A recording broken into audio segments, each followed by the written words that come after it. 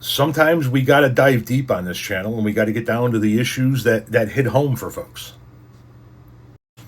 I don't know how to explain it, but there's a difference between this fork and this fork. I'm not talking about like proper etiquette. I'm gonna just eat with whatever works.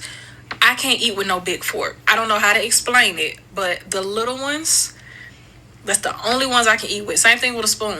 Don't give me no big spoon. You can call it a baby spoon. I don't know. I can't eat with this fork. For some reason, I don't know if it throw off the I don't know. Something throw it off besides me. But this fork don't work. It gotta be the little one. Okay, let's get into this. You can't have this fork because you need this fork. I am quite the opposite. This little baby fork. This here, this is a fork, right? This, if we're gonna have a salad, something like that, you use this. You're gonna have a meal. You're gonna dive into some pot roast or some steak or some chicken off the grill or something like that. Then I gotta have this big one. And when we're setting the table, that's down to my wife and I at this point in time because our son doesn't like anything you make anyway.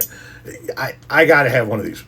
My wife will take either one. She'll prefer one of these, but this is the proper fork, right? This is a fork. Now,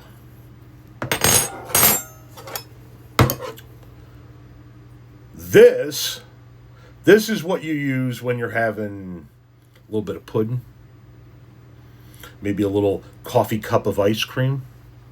That's this one. If you're eating anything else, with the exception of soup, we'll get to that in a moment. If you're eating anything else that requires a spoon, it's this. You're eating applesauce, it's this. You're eating some type of casserole that requires a spoon, it's this. Anything that's a meal is here. Little desserts and appetizers, that's here. If you're talking about soup, that's here. Okay, this is what you go with soup. Pudding, dinner, soup.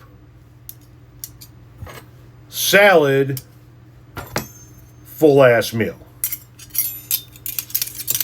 Now we have knives, forks, and spoons that are from another era, that are from the old neighborhood when we lived in Franklin Park. That's part of the old Silverware that was left to us by other people in the family, God knows when, from God knows where, that nobody in the family likes, with the exception of our daughter Lily. We refer to them as dumb spoons, dumb knives, and dumb forks. And whenever we're going to set the table, Lily will always say, "Can I please have a dumb fork? Can I please have a dumb knife?"